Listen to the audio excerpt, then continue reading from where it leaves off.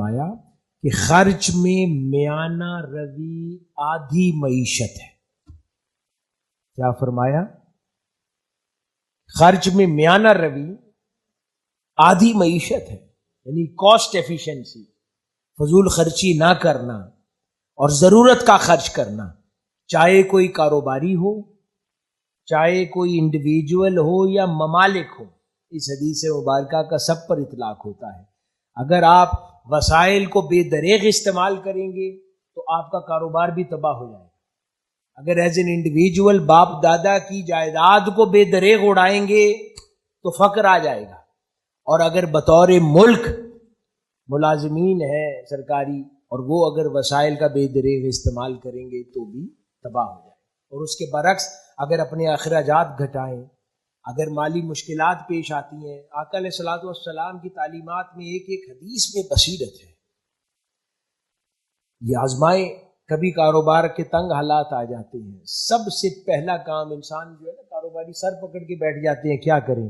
آقا علیہ الصلوۃ والسلام کی اس تعلیم کے مطابق سب سے پہلے اکیلے تنہائی میں بیٹھیں اور اپنے اخراجات ریڈیوس کریں. اپنے گھر کے اخراجات بھی ریڈیوس کریں اور اپنی دکان کے اخراجات بھی ریڈیوس کریں. اگر مشکل میں پھنس جائیں تو اس سے آقا علیہ الصلوۃ والسلام نے فرمایا آدھی معیشت ہے.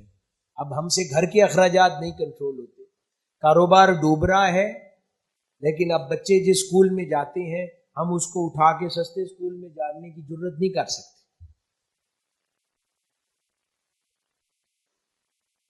کیوں؟ کیونکہ وہ وزڈم کے ساتھ ہم نہیں کرتے. آقا علیہ الصلوۃ والسلام کے فرمان پر عمل ہو جائے کہ اگر سڈنلی کرائسس آ گیا ہے تو فی الفور گھر کے اخراجات کو بھی ریڈیوس کریں. اللہ پاک پھر دروازہ کھول دے گا اور دن پھر بدل جائیں گے. یہ وہ عمل ہے. ہم ایک سائیڈ کے اخراجات کم نہیں کرتے، کہتے یہ کم نہیں ہو سکتے، بیگم نہیں مانتی، بچے برا منائیں گے، اور دوسری طرف پستے چلے جاتے ہیں یہاں تک کہ مقروض ہو جاتے ہیں. اور آقا علیہ الصلوۃ والسلام کی تعلیمات کو سمجھ لیں، اس کے اندر خیر اور برکت ہے. اسی طرح ایک اور مقام پر آقا علیہ الصلوۃ والسلام نے ارشاد فرمایا اعتدال کی راہ اپنانے والا کبھی بھی غربت کا شکار نہیں ہوگا. یہ وعدے ہیں حضور کے الفاظ، یہ وعدے ہیں مسلمانوں کے لیے اگر اس پر عمل کوئی کر جائے.